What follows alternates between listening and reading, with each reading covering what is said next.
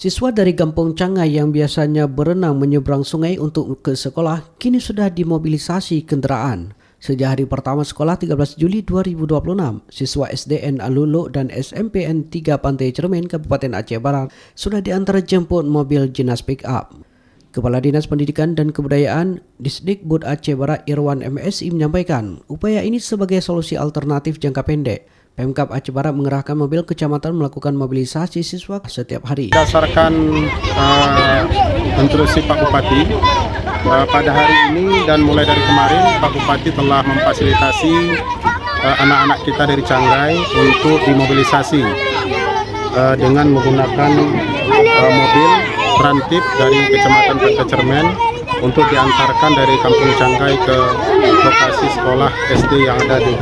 Pemerintah Aceh Barat juga berencana melakukan relokasi SDN Alulu karena sebagian konstruksi sudah rusak saat bencana hidrometeorologi di Aceh pada November 2025 lalu.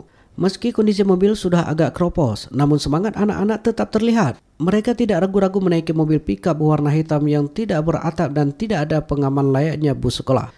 Kondisi medan jalan yang sulit serta kondisi mobil yang banyak kendala membuat T. Sulaiman, sopir mobil was-was membawa 24 orang siswa di belakang mobil sejak hari pertama sekolah tahun ajaran 2026-2027. Menurut T. Sulaiman yang merupakan kepala desa Cangai ini, mobil ini menjadi solusi alternatif jangka pendek siswa dari Kampung Cangai yang bersekolah ke desa Jambak. Mereka sudah tidak diperbolehkan menyeberang sungai saat akan ke sekolah. Ini cuma baru 2 hari karena ini dicoba arahan Pak Bupati kemarin dikasih mobil, karena mobil ini udah kami coba 2 hari ini ada kendalanya, di mana kendalanya karena kami harus nyeberang sungai di Kurung Lawit lagi.